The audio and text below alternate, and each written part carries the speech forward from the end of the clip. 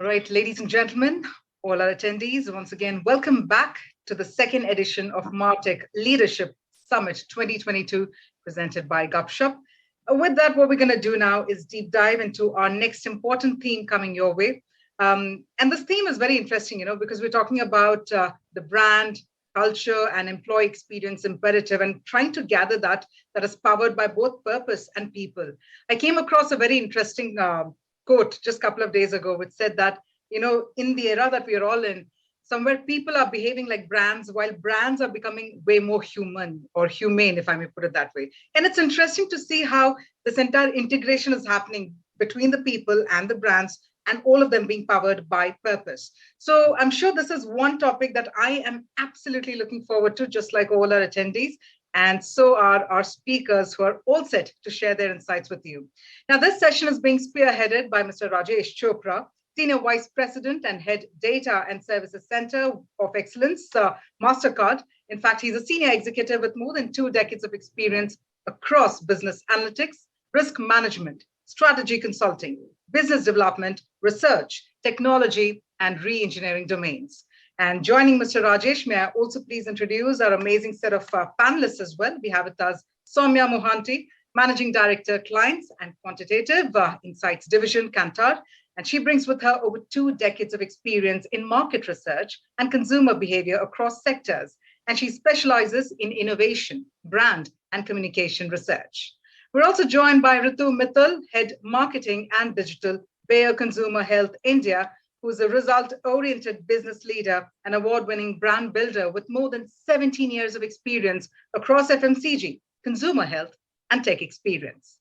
Well, our next speaker is Mr. Anand, Bhatia, Chief Marketing Officer, Fino Payments Bank Limited, and he's also worked with Citi Group for almost a decade and delivered results across sales and distribution, marketing, and product management. Our next speaker is Mahuya Chaturvedi, the Chief Marketing Officer and Online Business Head, Baggit India Private Limited. And currently she's playing this dual role in Baggit India as the CMO and the P&L head for the online business. With that, let's also invite our final speaker, who's part of the panel discussion. We have with us Gunnidhi Singh, Sareen, Head Growth and Performance Marketing Homes, Reliance Jio, a business leader with long-standing record of accelerating business growth and having demonstrated ability to strategize and implement high-impact growth strategies, innovations, and process improvements. So it'll be interesting to gather his insights as well. So with that, let's actually deep dive into this interesting session coming your way. We're going to bring our speakers on board in just a couple of seconds. So stay with us. We'll get the session started right here, right now.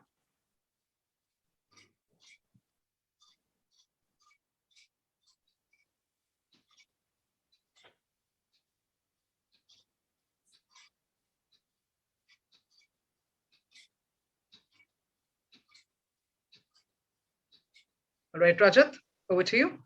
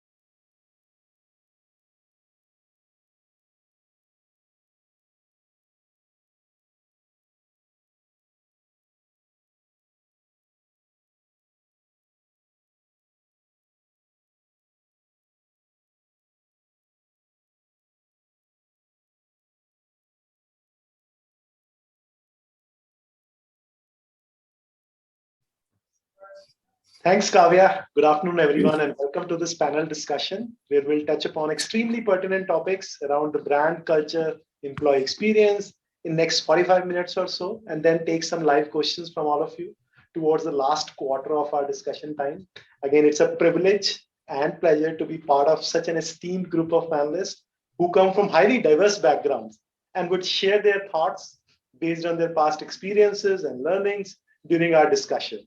Now, as far as brand is concerned, I'm sure it's not the first time that you have heard this word, right? And it's less of a tagging, but more about the consistency of actions and behaviors that you can identify with a company, product, or most important, an individual, right? Similarly, culture is also about the beliefs, customs, and the habits, of individuals. And all of us know, that a strong brand culture also leads to enhancing the core objectives and business priorities of the organization even more effectively. Now, whether we generate higher margins or advocacy of customers, forging alliances, or most important, attracting the right talent, especially during these times when attracting external talent and retaining internal is one of a common challenge that companies are working through. Now, when more and more companies understand the importance of brand culture, they grow and the economies in which they operate also grow along with them. Finally, it comes to employee experience. It does encapsulates what people encounter and observe over the course of their tenure, right, at an organization. Now, every company does invest in the customer experience, and as organization increasingly recognize people as their assets, they are investing in the employee experience as well. I'll probably stop here and would open a set of discussions to our panelists who are going to talk about how the transformation of culture and customer-centric focus adds a lot of value versus just delivering aligned project outcomes in silos. We'll also touch upon tools and techniques on direct customer connect for our employees, especially when a lot of them operate in an environment which is not in person. Again, embracing disruption versus considering this as a threat, right? There are legal issues going on, nationalism, privacy. Amongst all this, how do we tap employee power for deeper engagement, right? We'll also talk about situations when things don't go well, right? What should be our approach while we continue to leverage best-in-class technologies to overcome challenge and operate in a growth mindset? So let me start with the first discussion topic and ask Ritu, how do you think the courageous leaders nowadays are transforming their entire culture and building those powerful brands? Over to you, Ritu. Thank you so much, Rajesh. A very warm good afternoon, first of all, to you and all the co-panelists and everybody who's listening to us right now. I think culture is a very strong and powerful word.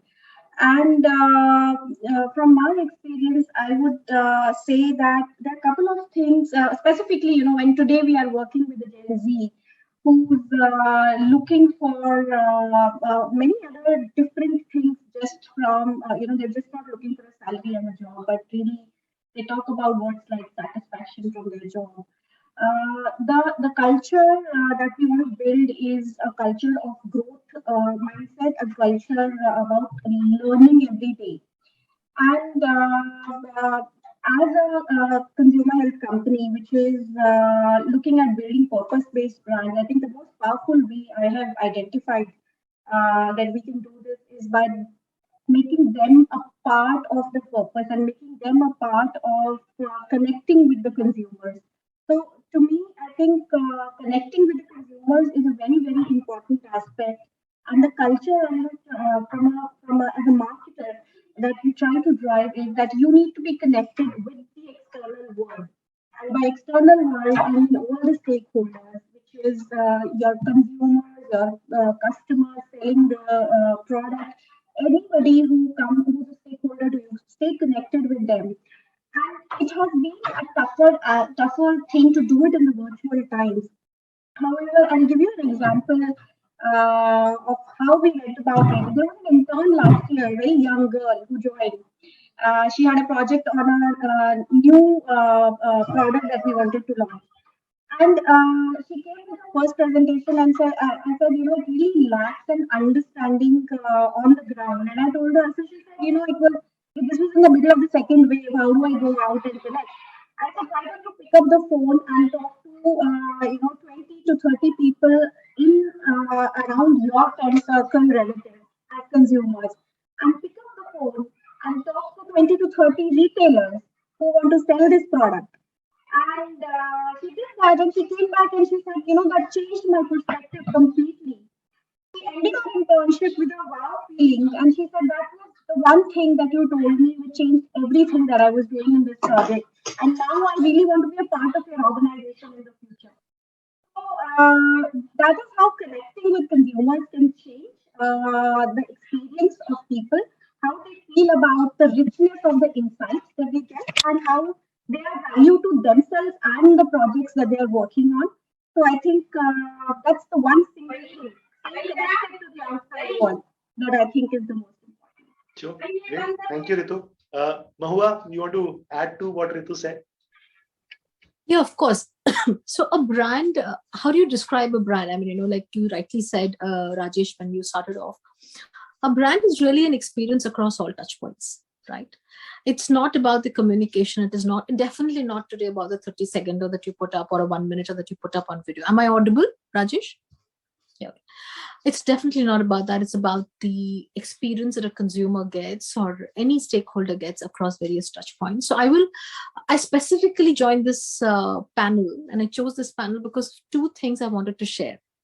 One is, at Baggit, we have defined our purpose as creating, as inspiring resilience in women while creating a wonderful, joyous journey for each of our employees. So that's our core purpose. We believe that we are not in the business of just making bags. Of course, we'll make bags and tomorrow we'll make something else, but we believe that our core purpose is to create an extremely joyous journey for each employee. Now, how does it affect the business? I mean, if you're happy, there are multiple ways it affects the business.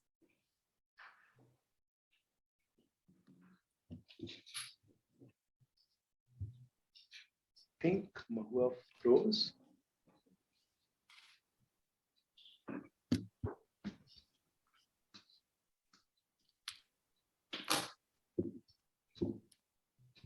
Sure, not a problem. Again, I think where Mahuya was pretty much going and inclining towards was how, when individuals are really happy. Cannot involve its employees till you're absolutely true, honest, and authentic about what it is, because then your employees embrace it.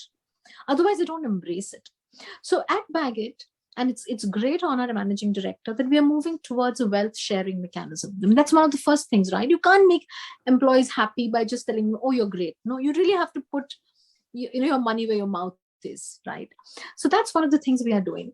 And I think we just started on this journey, and I think it's a great place to start with, and it's rooted in authenticity.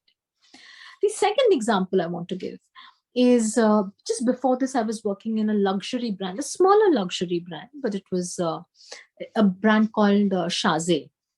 And at Shaze, it's a luxury brand, right? And we were selling a range of decanters and wine decanting and coffee makers and pour over coffees and, and tea brewers. And it was an experience. It was a wonderful design experience. Now, what is design? Design is actually a moment you create for the consumer to experience. Now, our people, the person who's at the retail level, if the person did not know how to decant a wine or know about what wine decanting is, there was no way we were going to sell a decanter. So we really, again, put our money where our mouth is. Every person was trained to be a sommelier who was at the shops. Yeah. Every person who was selling a pour over coffee was trained to be a coffee expert. Yeah. So I think that's when you deliver the brand experience. Yeah. So yes, I don't know how much time I have, but I could go on and on. Of course, the ultimate destination is to be like a Zappos, where you define yourself like as a customer service company or a customer experience company, and not a portal selling shoes or fashion. Yeah. Because I think that's really the moment of truth. The more and more you can engage your employees. But like I said, it's rooted in authenticity. It's rooted in a lot of hard work. It's much easier to create a digital campaign and build a brand. It's much more difficult and much more longer haul to create it as an experience emanating from your employees. Yeah. But the destination is that. I, as a marketer, strongly believe in that part of brand marketing. Yeah. Thank you. Thanks, Mahuya. So let's change gears and talk about the revolutionary approaches that can really spark a rapid culture change and focus on our whole organization, right? Which can solve customers' problem, right? So Anand, would you like to provide some inputs?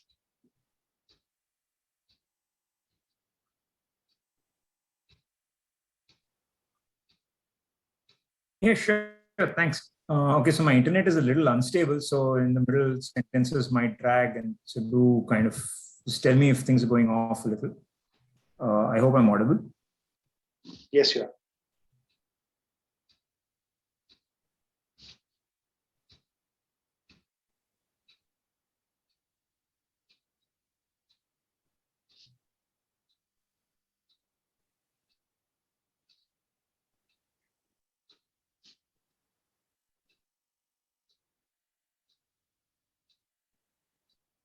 Okay, so while Anand is planning to join again, Mahuya, do you want to have your inputs on what those approaches could be, building in from where you left? Can I be a typical marketing jargon, let's say, more kind of a thing, and give you 3 words for it? So one is, I think, embrace. You have to be able, your purpose has to be percolated to everybody in the organization, and they need to believe in it. It needs to come from a source of purity and trust and honesty, so they embrace it. The second very, very important thing is to empower your employees to be your ambassadors. Very often we tell them to be our ambassadors, but we don't empower them. So, if I go back to the examples of, say, a Zappos, where we know that a customer was not, an employee spoke to a customer for 1.5 hours, and it was not restricted. You were building a relationship. Yeah. So every time, so even right now, if I really believe in the purpose of happiness, and if somebody comes into my store or my online and says, "Hey, I didn't like the product," the person facing the customer should have the ability, should be empowered to make the exchange without questions asked, right? So you have to empower the employee to be your ambassador. So the 2 E's: embrace, empower, and lastly is you have to enable with tools. Simple tools, big purposes, broken down into simple tools which can travel across the organization and which can be used to communicate. For instance, in our case, training the person at Shazay, the person who was meeting the consumer to be a sommelier, was a tool, was an investment, a tool. Without that, she couldn't talk wine to a wine expert who walked in, right? So yes, I think it's a typical marketing jargon: embrace, empower, and enable. Yeah. Great.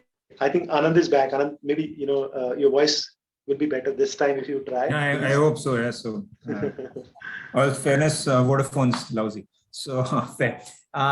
No. So, and I think there's some very, very good points that Mahuya made. I think Zappos is such a good example. I guess everybody should read this book. It's just simply fantastic in terms of how a brand is really created on experience and culture in so many ways. To your point as to how business leaders are increasingly even orienting employees towards a lot of this, is really inculcating the whole art of storytelling in employees.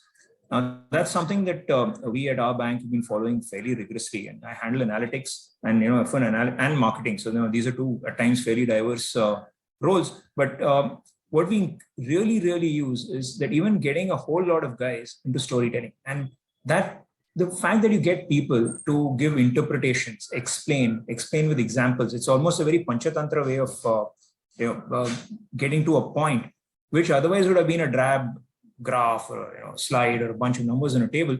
But what increasingly happens is that you start telling the human angle behind it. That, this happened like this. There was this customer over there, and that's probably what he did. And that's why you see this particular pattern. So the moment people start visualizing things, the adoption of a lot of stuff becomes far easier within the organization. And even, in fact, our CEO, often when he quizzes people, first he says, "Boss, tell a story about that." Data to hai, right? I mean, it's on the slide. I mean, 40% this, 35% that, this ratio, that ratio, it's all there. It's anyone can see it. But his first point always is story. What happened? How did you come to this conclusion? Did you speak to a customer? I think that has really, really started now percolating down the organization. where a lot of it really starts with examples, and it's almost learning by more of example. And that starts really shifting the culture into now wearing the other guy's shoes. Because the moment you start giving examples, there's always a way in which you say it. And there is a reason why that's an example. And you have picked up a story, you've picked up the phone and spoken to a customer. And what Ritu said was really spot on. The moment you get people just pick up the phone and talk to people, or even just go out and have a chai with your customer, suddenly a lot of stuff around your own brand, around your product, around your processes either start making sense, or you realize that are absolutely bunkum and you really need to change. So from a cultural and an employee sense, that's something that we've really invested in, and I believe in it a lot. And now it's really, really showing results. Great, thank you. Very well said, Anand. So, from approaches, let's talk about specific tips and techniques and tools, where we can leverage employees to connect with customers where none of the advertisements can. So maybe I'll have Soumya. We can start with you, and Gunnidhi can add later. Sure. Thanks, Rajesh. I've been actually listening in to this really interesting conversation. And Anand, I really like the point about storytelling. That's the profession we are in. And I understand the impact storytelling can therefore make. So I'll just start with one data point at an overall level when we look at purpose. So Kantar does this thing called Brand Z, which values brands. And normally when we do it, we use financial valuation as a key input along with brand equity. This year, because the Dalal Street and the Main Street were at such odds with each other, we just couldn't use valuation, the financial valuation metrics. So we were searching around in our data, the huge database that Brand Z has, to find that one lever which actually differentiates high-performing brands from low-performing brands. And we found purpose to be that lever. And very strangely, in India, it's actually 10 times more important than in rest of the world, which is really, really strange, because you would expect in India people to be bothered about, roti kapda makan, but the purpose to bahut dur ki baat hai. But if they're actually thinking it, then what is it that they're thinking about? And that's where I think the tips and tricks come to. When they are saying purpose, what you expect from a brand, I think what they are talking about is, why does this brand exist in my life? And when the employees are talking about purpose, they're basically saying, why are we doing this job? I mean, how is what we are doing on a day-to-day basis connected with what the organization is delivering? So if I look at our own organization, and I end up sometimes wearing both the hats when I listen, one is the hat of an observer to marketing, and the other is as us as a profession. And if I look at our organization, if I think about, are we selling surveys and focus groups, or are we selling meaningful decision making? It just changes the way everybody starts engaging internally with what we are doing. I think that from a tips and tricks to sort of embed purpose at every level, not just among frontline workers, it's actually about simply building a customer-centric organization. And therefore, how do you make every person, even if they are not exactly interacting with customers, understand the customer? I think that's where the storytelling comes in, but also I think just walking the street, just some of this traditional marketing stuff that one used to do a lot more before digital invaded our world and everything became on a screen. Just meeting human beings, just understanding human beings. And at the risk of saying it's sort of in a way cannibalistic to market research, I would say there's a huge role for structured research. But I've always found that organizations that have a customer-centric culture, in the sense where they're meeting customers, they believe in customers, they believe customers can be irrational, not always perfectly rational, are also able to understand and interpret formal research much better. And therefore able to redesign their processes and challenge themselves a lot more than organizations which are completely siloed.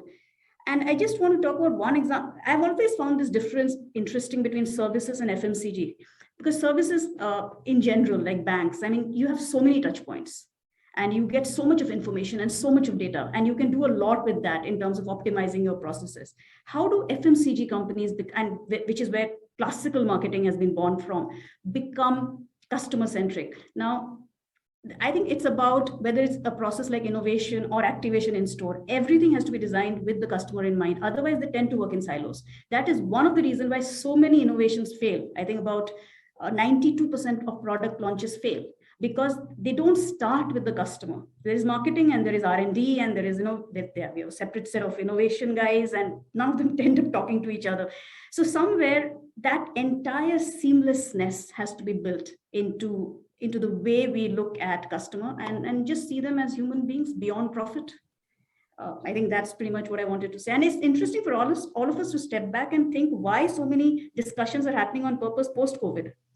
I mean, I'm sure brands had purpose even in whatever 2017 and 16 and 15 and long back. But for some reason, we are all talking about purpose. It's become a buzzword. So there is something there, something we missed for so many years, but maybe our customers and our employees were wanting it. And today we have been forced in some sense to sort of deal with it. So I think that's it. Thank you. Gunnidhi, please go ahead. Yeah, hi. Thanks, Soumya, for that. I think building on what you said. Yeah, basically in today's day and age, if you look at any product or a service, right? Word of mouth is very, very critical because of the fact, in the digital age, a negative experience can actually amplify beyond a point, to such levels that actually it can hurt your brand. Service always used to be very, very important. It's just that in digital age, it reaches millions and millions within no time. We have plethora of such examples, from India, from across the world. I would look at this question as, how do I strive to now collaborate with our customers in a way that my promoters, let's say through my CSAT surveys or through people that I know are very, very happy with us. How do I make these promoters my strong brand advocates? And two, detractors, we should not ignore them. We should actually reach out to them to understand what's really ailing as far as the experience is concerned, whether it's at the point of sale or it's after sale service, depending on which industry you are in. And kind of make sure that you give them a great experience just to satisfy their experience with us, and then turn them into promoters as well. I can talk about some examples here. For example, you create your fans, right? These fans could be associated with, let's say, a particular relationship manager in your organization. But this relationship manager will not only solve problems for this particular fan, but the friends and families and the neighbors of this fan as well. And this is something that we tried in broadband. We said we'll reach out to some of the very, very happy old customers of ours. We'll tell them, this is your let's say moment to become a hero for your friends and families. We'll assign a relationship manager to you. If you face any issue, or if your friends faces any issue, or if you're done digitally in a way that it's scalable as well. So you should not you obviously build the right tools and techniques as well. Second is the other way is to basically empanel these guys. Have a very structured feedback mechanism, or get ideation done through these guys, which is both your promoters as well as detractors. But have a very transparent program in the sense that you must publish. The senior leadership team should be involved in this. Publish what really was the outcome. What are you working on, so that these guys will go back and talk about how great the organization is. At least they're listening to us and they're understanding what we are suggesting. Or they're also coming back and saying, this can be done, can't be done, etc., etc. We did something called campus ambassadors also. So this was a very a separate program. When I was in sales in Airtel, we actually made campus ambassadors during the admission duration, and we said, and these were not just our advocates. We actually gave them some projects to work on, so they worked with us. They had this sense of belonging with the organization. Of course, there were some freebies, etc., etc. There were rewards as well. But I think we saw a great movement in our market share moving up from that particular geography. All in all, I think it should be scalable. That's important. Lastly, on the employee part, I think in a large organization, it's also important to enable the employees with the right tools. Today, if they go and meet customers, they don't know who to escalate. Let's say if there's an issue, right? And then they avoid talking about, I don't work with Jio, or I don't work with Airtel, etc., or they don't talk about it, let's say, like that, yeah, in a large gathering. So what we did is basically through the employee app itself, with all the backend, let's say, workflow created, we just asked them to just put the complaint so that it'll be trackable. It'll go to the right person. You'll get to know what's happening, and even the customers will get to know. Yeah. The last point on employees, we had a lot of stores, right? These retail stores, and I'm talking about the branded owned stores. In fact, there was a point in time when we actually told these store managers, we will not talk about sales with you. Yeah, you should only focus on service, because that's what the store is meant for. Yeah. So no senior leader would actually go into the store and start asking questions. What was your month sales? What is your target, etc. We'll talk about happy customer stories. We'll talk about failures so that we learn from them. Yeah. So a lot of this basically, you enable the employees, and I think you should encourage your employees to post a lot of stuff on social media. Of course, the brand guidelines, etc., will be there. I think they shy away from doing that. I think we should encourage that to kind of connect with the consumers. No, well said, Gunnidhi. Thanks a lot. I think Thanks. Makes a lot of sense. Again, coming back to you, Ritu, how do you think the marketers can really overcome the barriers or shift cultures and actually hold a competitive edge, using the latest techniques?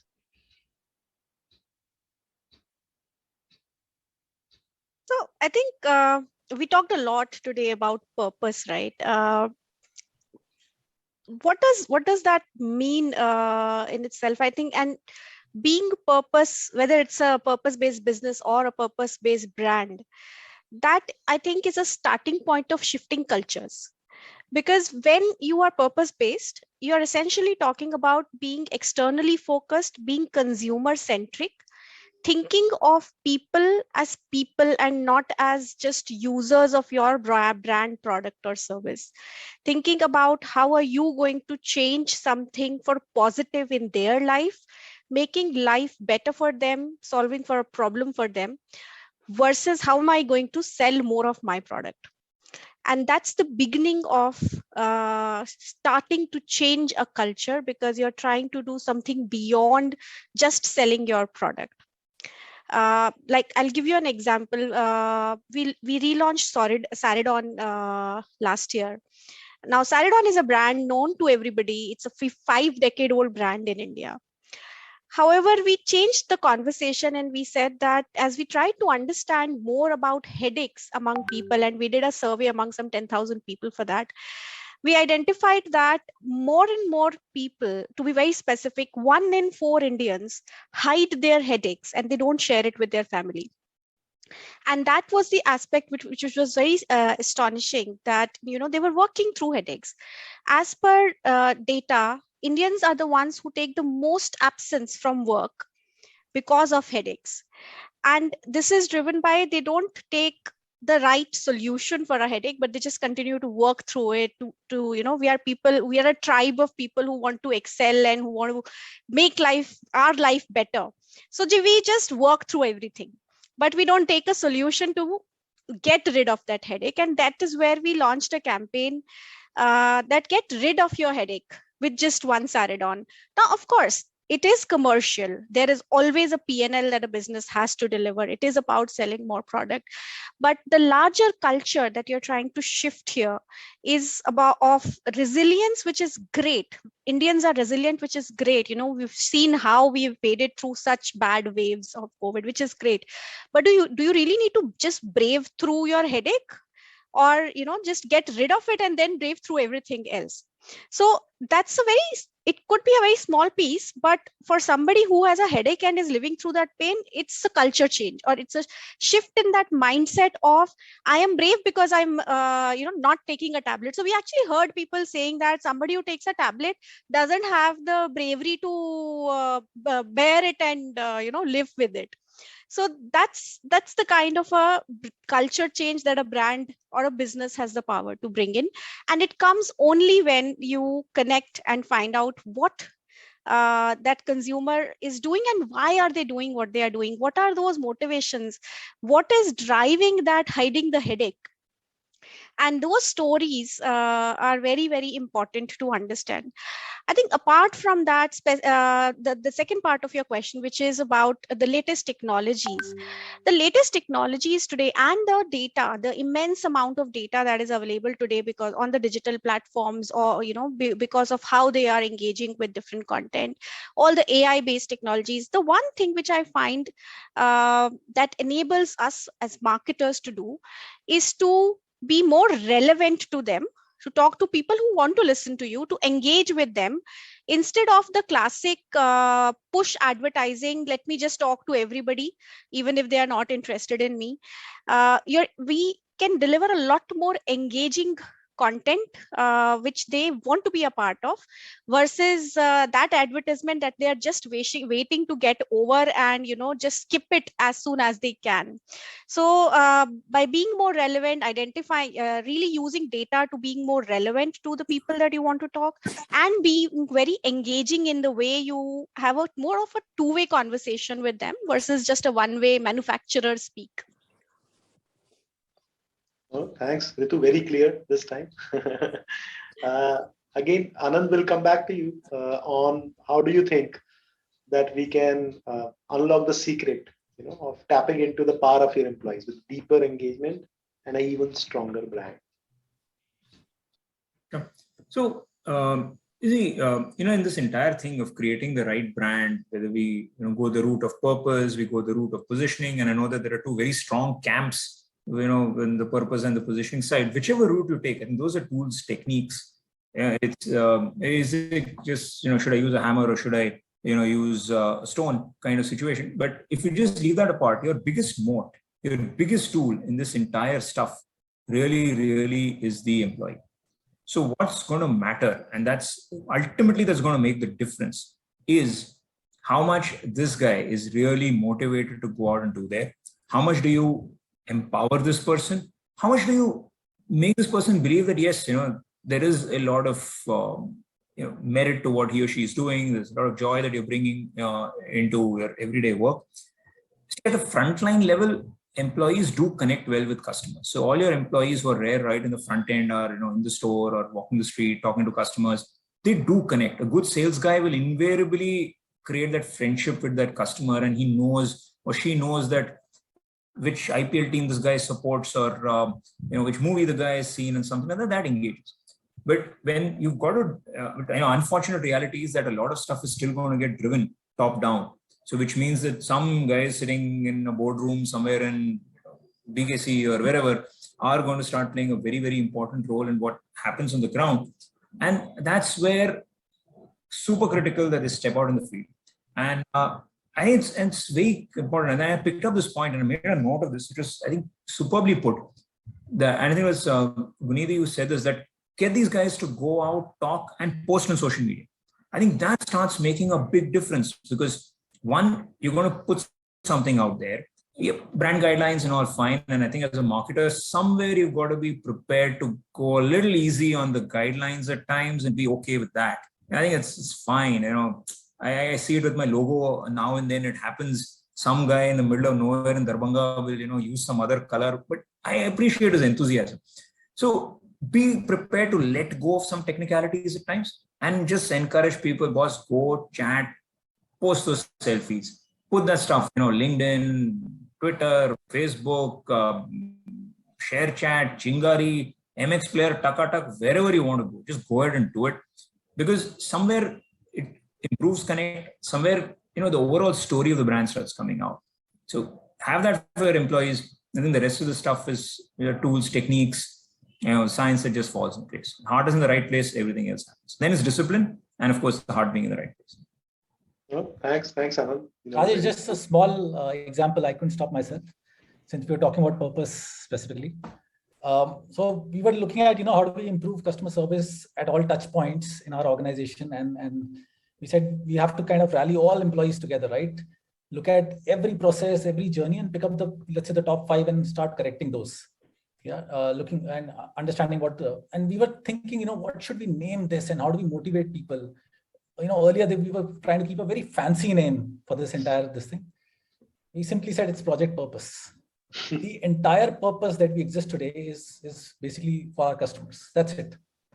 And if we can drill this down very well with our employees or with our colleagues, that's it. That's job half done. Then they'll anyways pick it up themselves and start working on it. Just a small example I wanted to share. Yes. No, simplicity definitely helps. I think it is difficult to be simple. But yeah, absolutely. No, thanks, Gunnidhi, for your addition. So, we'll talk about a lot of positive situations.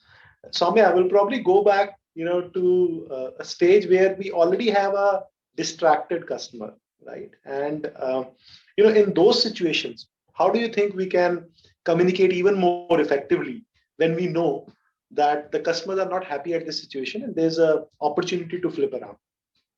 Yeah, I think first thing, Rajesh, is just to accept that consumer is distracted. So that's reality. So there are two ways we can deal with it, and both are intuitive. One is you stand out completely and change the narrative, shift the narrative, provoke, and live with the risks that provocation brings. All the manipulated outrage and everything that we have seen with so much of what happens on social media. The second is you blend in. You be present across touch points in a way that you're just a part of their life. And I call it omnipresence, not omni-channel.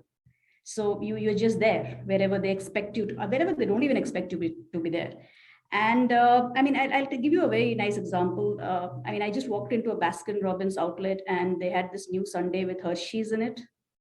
Now, Hershey's was not even there in my mind as chocolate syrup to pick it up for for my son, and they just brought it to my mind, right? And that's such a seamless way of communicating, if I can use the word. And then there is cred and what it did, and how you just completely made everybody notice it. Now that creates virality.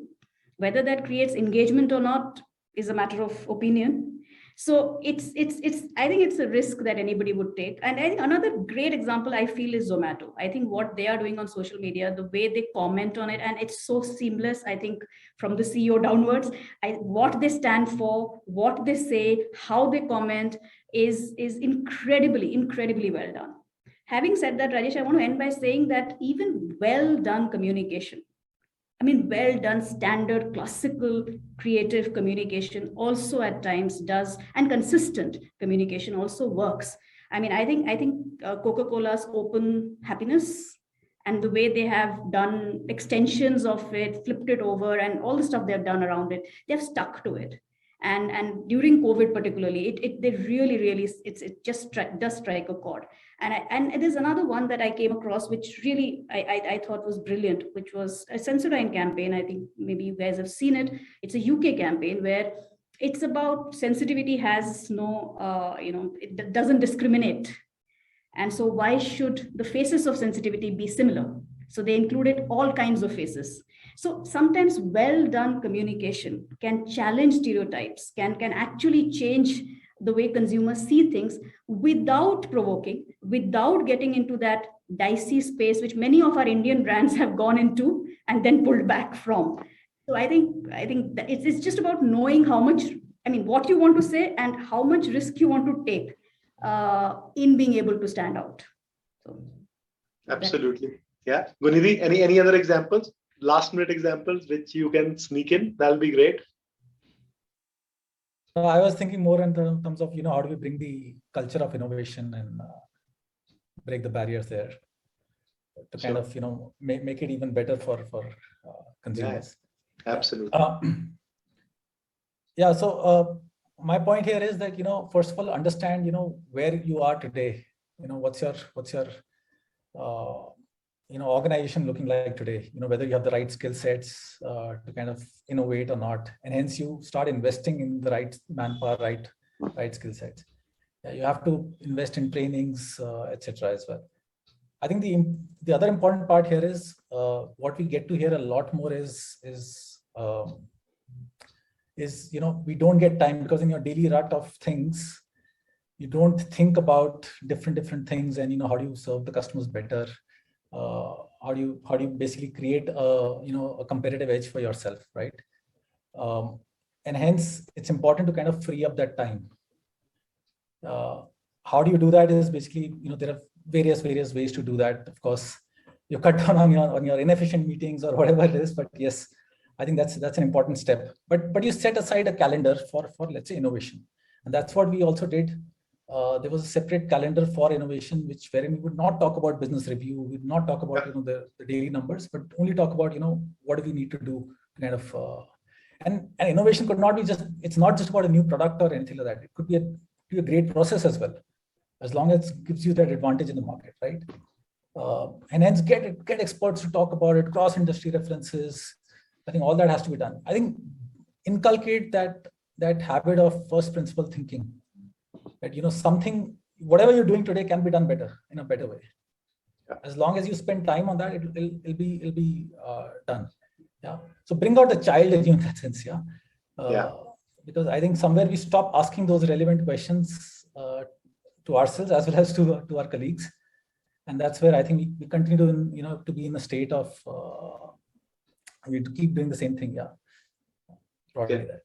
No, absolutely. And Gunnidhi, this is even more important in nowadays scenario, because in last 2 years, while we have seen across the companies, the productivity might not have been impacted a lot, but the innovation and brainstorming, because people are not meeting in person, there is a real impact. I think when it comes to classical way of working, again, from work from home, everyone has work. But if you see those design workshops that used to happen, yes, we have tools, where people are doing, but that effectiveness and meeting people, and sometimes when you see someone, right, and you get to know, okay, what are the strengths of this individual? Let's work together to brainstorm and come up with those ideas, is something which is an absolutely important factor. And again, otherwise, if you just keep replying to your emails and just do your core job, you never know how the week passes by. So setting up that time, separately on calendar to brainstorm, innovate, even if it is an incremental enhancement, it's very important.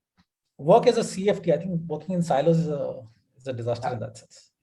No, great. Thank you. So again, I would say in the interest of time, we can keep on, have a lot of discussion. We'd like to, keep some time for the audience's question also in the end. I'll just like to summarize what, our esteemed panelists said. So, it was great to hear from all of you, especially when we started with the storytelling, as Anand mentioned, right? From an approach standpoint. And again, Mahuya also said, while she was working with a Shays brand, I think that culture and the strength of the brand was, really an important factor. Then we had, again, the customer-centric approach and, how to understand human beings. I think Soumya really made a great point there. And this culture really helps in our thorough redesigning of the process, right? And make our innovation successful. So again, Gunnidhi also spoke about how the negative experience is amplified much more in a digital environment. Very interesting observation. I think, it was worth mentioning. And then, as we, move towards the end, Ritu spoke about how purpose-based business or brand is the starting point, right? And, her Ceridon example, really interesting to observe. 25% of the people actually hide their headaches. Good to know. I always thought people fake headaches for all the other reasons, but hiding headaches by 25% of the individual is an interesting observation. Good to know. And again, Gunnidhi, thanks for talking about simplicity, right?